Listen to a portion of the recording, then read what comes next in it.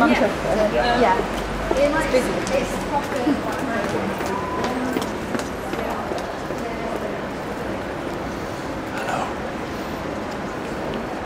Good morning, everyone. It's the 14th of October 2013. I just want to talk briefly about a debate I watched and the analysis of the debate and the analysis of the debate between Stefan Molyneux and Peter Joseph of the Zeitgeist movement.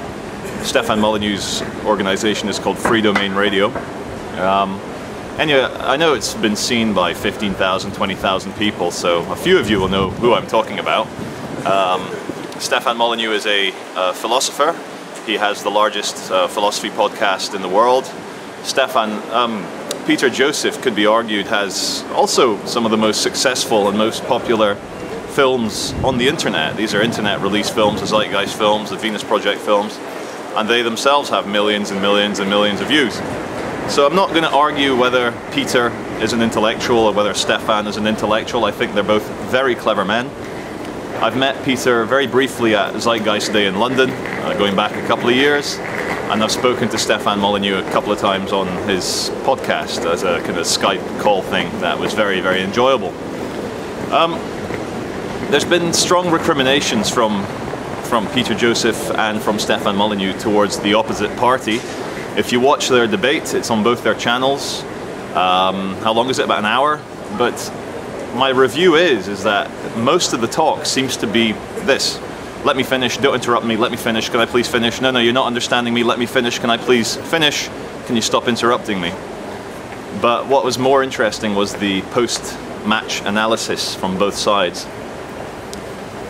I think it's a simple case of two men, very intelligent men with very different paradigms, very different reality tunnels.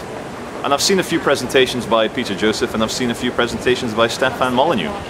And if I can try and sum up the main difference between them and why they'll never agree and why they seem to be at loggerheads enemies, is that Peter Joseph sees institutional violence as the kind of way society will be violent against the lower classes by the way it's set up. And from what I understand, Joseph doesn't see any difference between statehood or elites in finance, elites in banking. He sees state as just another arm of powerful people being predatory.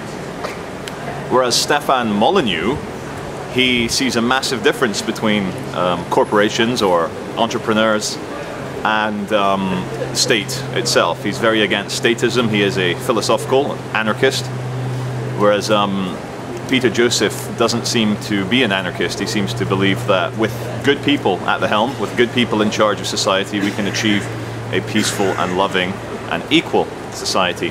One of the criticisms by Molyneux of the Zeitgeist movement is that he calls it Marxism with robots. And it's a bit derogatory, and I can see why Peter Joseph might be a bit pissed off with that. But ultimately, I myself, you'll all know I'm an anarchist, and I don't think there's going to be any hope through organizing society, even with good people at the realm, because power corrupts and absolute power corrupts absolutely. And I think what a lot of people are scared of is freedom. They're scared of freedom. They're scared as to what would happen if we remove the state and people could be as nasty, as predatory, as good, as charitable, as wonderful as they are, as the state of nature is.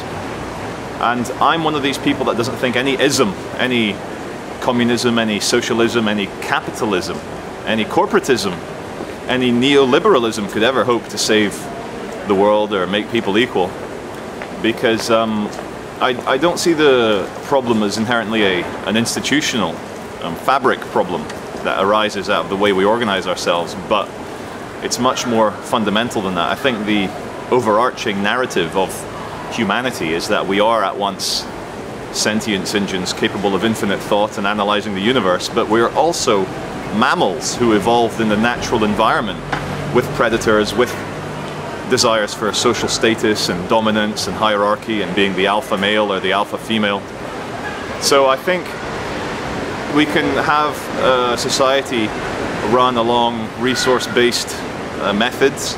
We can have a society that starts off with very good people at the helm, Some may argue the American experiment started off with good, caring people at the top. Others would argue these were millionaire slave owners wanting the rights of other white, middle-aged, middle-class slave owners. But how do I put this, like, without coming down on one side or another side, is that we should try and see what humanity is made of in absolute freedom. It's the only thing which makes sense. I mean, when we see a lion killing a wildebeest, when we see a pack of hyenas bringing down a wild boar, that's nature. When we see birds kick out their siblings out of the nest, that's nature. When we see people fight, that's nature. And I don't think there's anything you can do until you go down the H+ transhumanism level to remove violence and remove anger from our genetic makeup, which I don't agree with. I think the only hope for mankind is to allow absolute freedom, to get rid of statism, and to see what would happen. And I've got big love for the Venus Project. I've got big love for Jack Fresco. And I think the presentations by Peter Joseph are very instructive and very educational as to what the problems are. And I really like the Culture in Decline episode I've watched so far. I've watched episode 1, but I do want to watch all the other ones. But I think the Venus Project, the Zeitgeist movement, would get corrupted very quickly, because all visions of organizations are abstract and they're fake. And I mean fake as in they're not in the state of nature. And look, it might seem quite dramatic that either we're going to return to an Avatar-style goddess worshipping, live in the jungle, or Native American style absolute harmony with nature, or we have to go down some sort of hyper-technologically advanced fascism. And there's no answer to this question. It's like free will or no free will, depends how you look at it. Abortion or no abortion, depends how you look at it. Organized, resource-based economy or absolute free market capitalism, it depends on how you want to look at it. There's a guy watching. Hello! There's a nice guy saying hello. But ultimately, animals and nature doesn't need organization, and I think in the chaos, the kind of supposed chaos of nature, man and humanity was once very happy. And you look at the rates of depression, of obesity, of anger, of murder, of rape, of child abuse, there is nothing in this world that seems to be making people any happier. You can argue till the cows come home and say, oh, we've raised 4 billion people out of poverty. But yeah, they were in poverty in the fields. Now they're in poverty in factories, getting raped and abused and paid 7 pence an hour. So I'll end with a little story. About 10 years ago, when I was a young warthog, I did acid with a NASA scientist and also an audio engineer in Edinburgh. We took quite a heroic dose of LSD and started looking at fractals on the internet. And we watched Scarface, the Al Pacino movie, on acid, which was quite fun. And what I kept thinking of, I kept saying, oh, Tony Montana, he's got bigger maths, he's got stronger maths than people around him. And I started viewing the world as a bunch of competing CPUs, as a bunch of competing processors, or the kind of organic, biological equivalent of. All competing, all Darwinianly fighting to see who's got the best maths, to see who's got the best sentience engine. And the state of nature is entirely that. There are Cold War arms races between gazelles and lions, between worms and blackbirds even. There's massive arms races between all species. And in that competition, we get the flourishing of the beauty of nature. And perhaps statism is one big hacking of nature and an imposition of insane rules and regulations which only end up caging mankind. As Rousseau said, man is born free, but everywhere he is in chains.